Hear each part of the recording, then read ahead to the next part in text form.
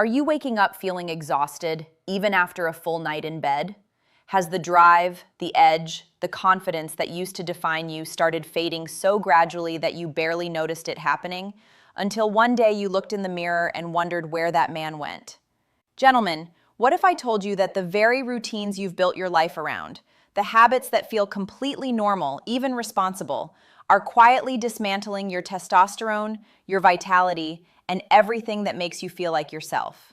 7 things, every single day, and almost no one is talking about them. I'm Dr. Emily Carter, a urologist with 12 years of experience helping men over 60 reclaim their vitality, strength, and confidence.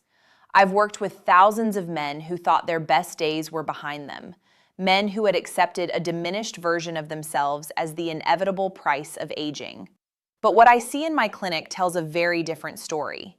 Aging is real, but the rate at which most men decline, that's not biology, that's behavior. Before we dive in, hit that like button and drop a comment telling me where you're watching from. I read every single one, and knowing where you are helps me understand what you need so I can keep creating content that actually serves you. Now, let's have an honest conversation about what men over 60 are quietly losing and why. The term manhood isn't just about one thing. It is the complete constellation of what makes a man feel vital, capable, and alive. Testosterone levels, physical strength, sexual confidence, mental sharpness, emotional resilience, and the fundamental sense that you are still in control of your own body and your own life. When these things erode, men don't usually sound an alarm. They go quiet. They withdraw.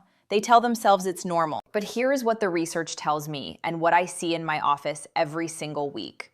The men who age well are not simply genetically lucky. They have, sometimes without even realizing it, avoided these 7 daily habits that accelerate hormonal and physical decline. And the men who feel like they're falling apart, almost universally, they're doing most of these things every day. 3 things are happening simultaneously when these habits take hold. Testosterone production slows and estrogen rises. The physical infrastructure of strength and circulation begins to break down, and a man's psychological relationship with himself, his confidence, his identity, his sense of purpose, quietly collapses. Let's go through every single one. Number 1 is something that will surprise you because it's been sold to you as healthy for decades: eating a low-fat diet. If you grew up being told to avoid fat, cut the egg yolks, use margarine instead of butter, and reach for the low-fat label at the grocery store, you were given advice that has done real, measurable damage to your hormonal health. Biologically, testosterone is a steroid hormone, and steroid hormones are synthesized directly from cholesterol. Dietary fat, specifically saturated and monounsaturated fat from whole food sources, is the raw material your body uses to manufacture testosterone. When you chronically deprive your body of dietary fat, you deprive your Leydig cells, the testosterone-producing cells in the testes, of the substrate they need to do their job. Multiple studies have demonstrated that men on low-fat diets have measurably lower testosterone levels than men consuming adequate healthy fats. You have been starving your hormonal engine while believing you are being responsible. Emotionally, this habit lands hard when men understand it, because many of them spent years being disciplined about eating right, and that discipline, that sacrifice, quietly worked against them. I tell these patients, this was not your failure. It was a failure of the information you were given. Practically, begin reintroducing high-quality dietary fats immediately. Whole eggs, not egg whites, whole eggs, at least 4 to 6 per week. Extra virgin olive oil as your primary cooking fat. A small handful of mixed nuts daily. Fatty fish like salmon or sardines at least twice a week. Avocado. These are not indulgences. These are hormonal raw materials. Within 8 to 12 weeks of adequate dietary fat intake, most of my patients report measurable improvements in energy, libido, and overall drive.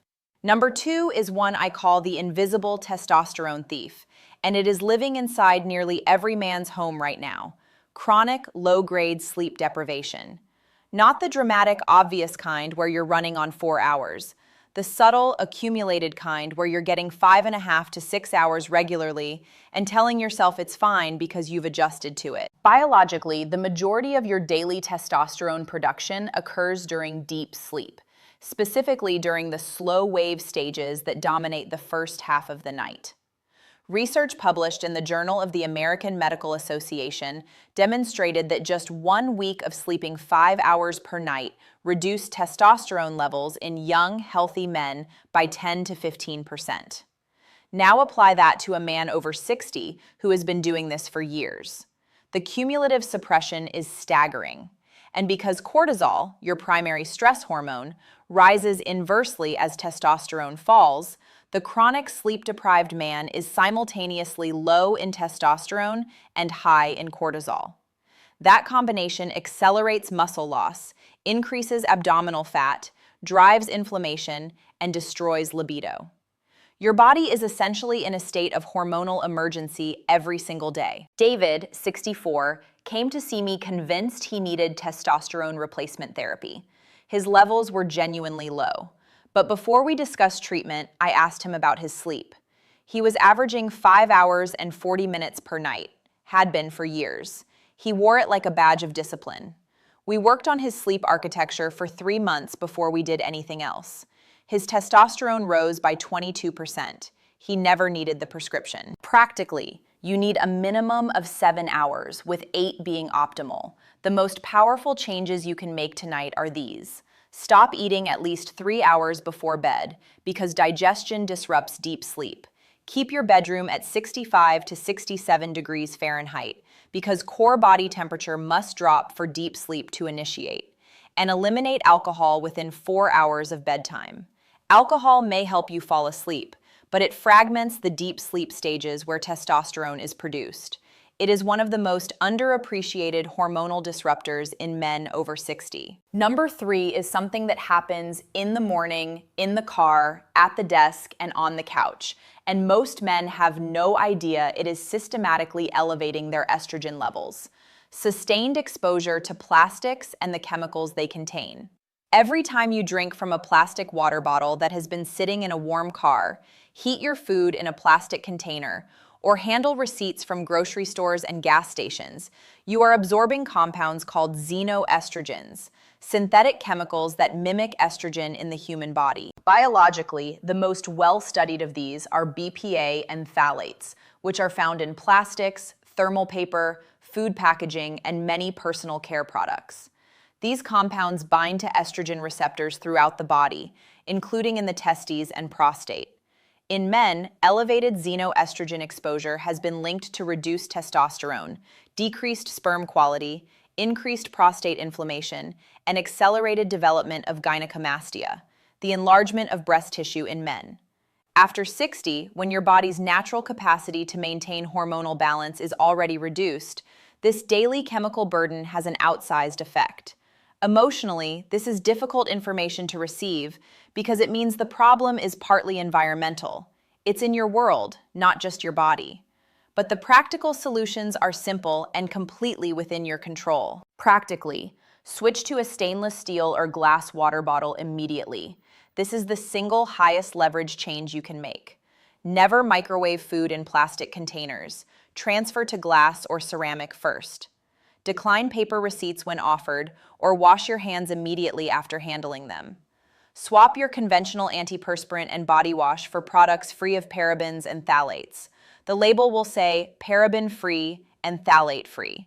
These swaps cost almost nothing and remove a daily hormonal burden that has been accumulating in your tissues for decades. Number 4, and this is the one most men get completely wrong, often with the best intentions, is performing exclusively long, slow cardio as their primary form of exercise. The daily long walk, the steady-paced bike ride, the 45 minutes on the treadmill at a comfortable pace. If this is the majority of your movement, you are missing the most powerful hormonal stimulus available to men over 60. Biologically, testosterone responds to intensity, not duration. Resistance training and high-intensity interval training, short bursts of maximum effort followed by rest, trigger the most significant acute testosterone release of any form of exercise. Slow, steady-state cardio, particularly when performed for long durations, can actually elevate cortisol while providing minimal testosterone stimulus. Cortisol and testosterone are antagonistic hormones. When one rises, the other tends to fall. The man who walks on the treadmill for an hour every day while avoiding weights is inadvertently optimizing for the wrong hormonal outcome. Practically, I am not telling you to stop walking. Walking is excellent for cardiovascular health, prostate health, and mental well-being. What I am telling you is to add resistance training at minimum 2 times per week. You do not need a gym. Bodyweight squats, push-ups, lunges, and resistance band work are sufficient to stimulate the testosterone response you need. If you can access weights, even better. Focus on compound movements, squats, deadlifts, rows, presses, that recruit the largest muscle groups and produce the greatest hormonal signal. 15 to 20 minutes of genuine resistance work done with consistent effort will do more for your testosterone than an hour of easy cardio every single time. Number 5 is one that has become culturally normalized for men in this generation, and it is silently poisoning their hormonal environment. Drinking alcohol daily, even in what seems like moderate amounts. 1 or 2 drinks every evening. The nightly ritual. The reward for a long day. For many men over 60, it feels like one of the last harmless pleasures, and I understand that deeply. But the science is unambiguous. Biologically, alcohol is directly gonadotoxic. It is toxic to the gonadal cells that produce testosterone.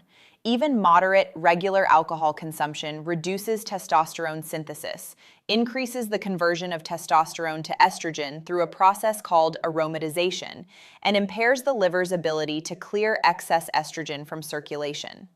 The result is a man with lower testosterone, higher estrogen, more abdominal fat, because estrogen promotes fat storage around the midsection, poorer sleep, reduced muscle mass, and diminished libido.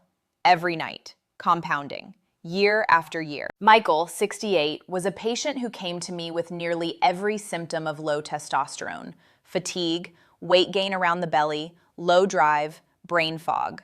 His testosterone levels confirmed it. But he also had 2 glasses of scotch every single night, a habit he'd maintained for 20 years. He was certain the alcohol had nothing to do with it. We made it the only variable we changed. 90 days later, his testosterone had risen by 18%. He had lost 11 pounds without changing his diet, and he told me his mental clarity had returned in a way he hadn't experienced in years. Practically, I am not telling every man to become a teetotaler. What I am telling you is that daily drinking, even at low doses, is not compatible with optimized hormonal health after 60. If you want to protect your manhood, limit alcohol to 2 to 3 occasions per week at most, with no more than 1 to 2 drinks per occasion. Replace the nightly ritual with something that serves your biology: a cup of tart cherry juice, which supports testosterone and improves sleep, or sparkling water with lemon and a small amount of tart cherry concentrate. Give your liver the space to do its job. Number 6 is one that lives entirely in the mind but destroys the body just as surely as any physical habit: social isolation and the suppression of purpose. After 60, particularly after retirement, many men lose the 2 things that structured their identity for decades: professional role and social community. What follows, for too many men, is a gradual withdrawal from meaningful engagement, fewer friends, less conversation, days that lack direction, and the slow, quiet erosion of the sense that they matter. Biologically, this is not merely a psychological problem. Research has established clear links between social isolation and reduced testosterone levels in men. Purpose-driven behavior, having goals, engaging in meaningful work, feeling needed, stimulates dopamine and testosterone in ways that passive consumption simply cannot. Men who remain socially connected and purposefully engaged after retirement maintain higher testosterone levels, lower cortisol, better cardiovascular health, and sharper cognitive function than those who withdraw. Isolation is not rest. For a man's biology, isolation is a form of slow physiological shutdown. Emotionally, this is the habit that breaks my heart the most, because the men who fall into it are often the strongest men, the ones who built their value around self-sufficiency and never learned to need others. They interpret withdrawal as strength. It is not.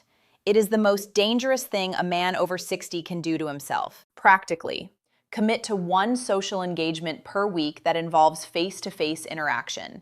Join a club, a faith community, a volunteer organization, a recreational sports league, a men's group. It does not matter what it is. What matters is that you are physically present with other people who know your name and that you have something to contribute. And if you have retired, I urge you to find a new form of purposeful work, paid, volunteer, or mentorship-based. Your testosterone does not know you've stopped working. It only knows whether you still have reasons to show up. Number 7, and this one is the culmination of everything we've discussed today, is the daily habit of accepting decline as inevitable. The quiet internal narrative that says, this is just what happens at my age.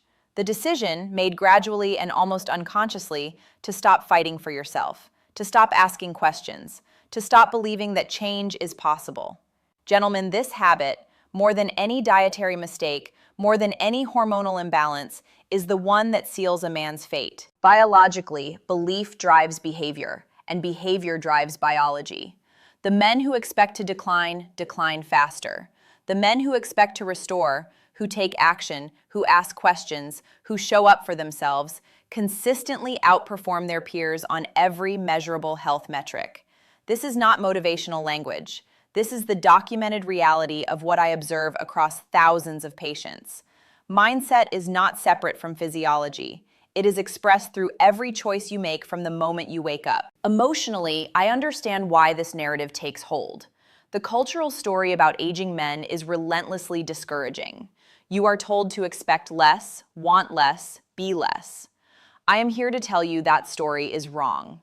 I have watched men in their late 60s and 70s rebuild muscle, restore testosterone levels, reclaim sexual confidence, and re-enter their lives with a vitality that shocked even them.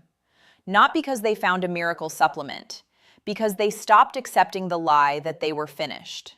Practically, write down one area of your vitality you are committing to restore, starting today. Not 5. 1. Post it somewhere you will see it every morning, and then take the first concrete action, whether that is cooking a different breakfast, buying a resistance band, pouring the alcohol down the drain, or simply going to bed 30 minutes earlier tonight. The body follows the decision. Always. Here is your simple action plan. Step 1.